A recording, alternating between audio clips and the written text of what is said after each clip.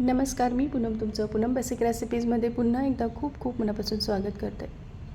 तर आज आपण शेवईंचा उपमा कसा बनवायचा ते बघणार आहोत. हा उपमा करताना बऱ्याच जणांचा चिकट होतो. एकमेकांना या शेवया चिटकतात, मोकळ्या होत नाही. त्यासाठी एक खास ट्रिक मी तुमच्याबरोबर शेअर केली आहे, ज्यामुळे हा उपमा अगदी परफेक्ट तयार होईल. बरं, हा तुम्ही मुलांच्या डब्यासाठी सुद्धा तयार करून देऊ शकतात. खूप साऱ्या भाज्या असल्यामुळे अतिशय हेल्दी आहे. मॅगीऐवजी हा एक उत्तम पर्याय आहे. चला तर वेळ न घालवता रेसिपीला सुरुवात करूयात. त्यासाठी कढईमध्ये एक छोटा चमचा इतकं साजूक तूप घ्यायचं. यामध्ये आपल्याला 1 कप शेवया टाकायच्या आहे. तर ह्या कच्च्या शेवया आहे. तर आता आपल्याला ह्या लो टू मीडियम फ्लेमवर 7 ते 8 मिनटासाठी चांगला गोल्डन रंग येईपर्यंत भाजून घ्यायचा आहे. तुम्ही भाजलेल्या शेवया जरी उपम्यासाठी वापरणार असाल तरीसुद्धा त्या 2-3 मिनटासाठी मीडियम फ्लेमवर भाजून मगच त्याचा उपमा तयार करा, म्हणजे तो मोकळा होतो. तुम्ही फरक बघू शकताय कच्च्या आणि आपल्या भाजलेल्या शेवयांमध्ये. छान गोल्डन रंग आलेला आहे याला. आता यामध्ये आपल्याला 3 कप गरम पाणी टाकायचं आहे. गरम पाणी टाकल्यामुळे काय होतं की या लवकर फुलून येतात. तोपर्यंत तुम्हाला एक निवेदन आहे, तुम्ही अजून माझ्या चॅनलला सबस्क्राईब केलं नसेल तर नक्की सबस्क्राईब करा आणि बेल आयकॉनवर क्लिक करा. सबस्क्राईब करणं पूर्णपणे फ्री आहे. आता यामध्ये थोडंसं अर्धा चमचा इतकं मीठ टाकलेलं आहे. याला छान मिक्स करायचं आणि मीडियम फ्लेमवर ह्या आपल्याला उकळून घ्यायच्या आहे. तर साधारण 5 ते 6 मिनटामध्ये या शिजून तयार होतात आणि जशा या शिजतात ना तशा त्या पाण्यावर फ्लोट व्हायला लागतात. आता एका चाळणीमध्ये या काढून घ्यायच्या आहे. वरतून गार पाणी टाकायची अजिबात आवश्यकता नाही आहे. फक्त एकदा आपण याला असं छान मिक्स करून देऊयात आणि थोड्या गार करायला ठेवून देऊयात.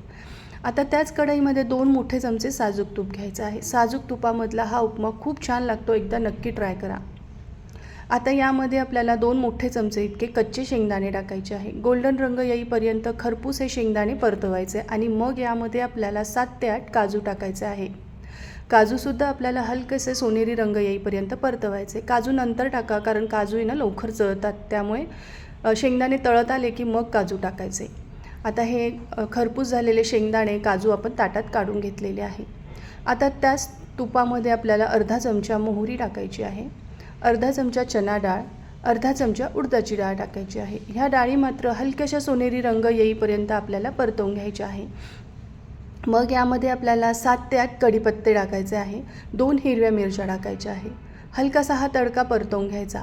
आता यामध्ये मी अर्धा इंच आलं होतं जे किसून यामध्ये ॲड केलेलं आहे. तुम्ही हवं तर बारीक चिरून टाकलं तरीही चालेल, पण आलं आवर्जून घाला, याने या उपम्याला चव खूप छान येते. आता एक मीडियम आकाराचा कांदा आहे, तो मी बारीक कट करून टाकला आहे. याचा कच्चापणा जास्त तोपर्यंत आपल्याला हा परतवायचा आहे. कांदा परतवला गेला की यामध्ये आता भाज्या टाकूयात. पाव कप बारीक चिरलेला गाजर, पाव कप बीन्स टाकायचे आहे बारीक चिरलेले, पाव कप मटार टाकायचा आहे आणि पाव कप शिमला मिरची टाकायची आहे. शिमला मिरचीच्या आतील बिया मी काढून टाकलेल्या आहे. आता या भाज्यासुद्धा आपल्याला चांगल्या परतवून घ्यायच्या आहे.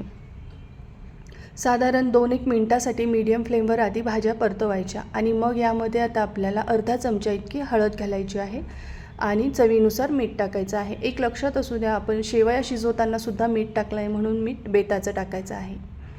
आता मीठ टाकल्यावर याला चांगलं परतवायचं आणि यावर झाकण ठेवायचं आहे आणि आता मंद आचेवर ह्या भाज्या आपल्याला वाफवून घ्यायच्या आहे. मध्ये मध्ये असं झाकण उघडून बघायचं, एकदा परतवून द्यायचं, पुन्हा झाकण ठेवायचं. 2-3 वेळेस आपल्याला ही प्रोसेस करायची आहे. याआधी आज काय भाजी करू याची सिरीज मी तुमच्याबरोबर शेअर केली आहे, तर पूनम बेसिक रेसिपीवर जाऊन तुम्ही नक्की बघा. खूप छान छान भाजींचे प्रकार मी तुमच्याबरोबर शेअर केले आहे. आता भाज्या चांगल्या शिजलेल्या आहे बघा. यामध्ये आता आपल्याला शिजवून घेतलेल्या या शेवया टाकायच्या आहे. थोड्याशा हलक्या हाताने मी त्या मिक्स करून घेतल्या आहे.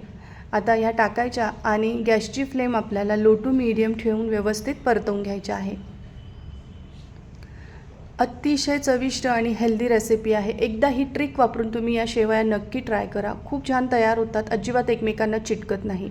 आता चांगल्या शेवया या भाज्यांमध्ये परतवल्या गेल्या की तळून घेतलेले शेंगदाणे, काजू आणि अर्धा लिंबाचा रस, थोडी बारीक चिरलेली कोथिंबीर टाकायची. याला पुन्हा व्यवस्थित मिक्स करायचं आहे आणि मस्त गरमागरम हा शेवईचा उपमा तुम्ही नक्की ट्राय करा. तर रेसिपी आवडली तर कमेंट करून नक्की सांगा. तुम्ही माझी व्हिडिओ तुमच्या मित्रमैत्रिणींसोबतसुद्धा शेअर करू शकतात. माझा व्हिडिओ पाहिल्याबद्दल तुमचे मनापासून खूप खूप धन्यवाद.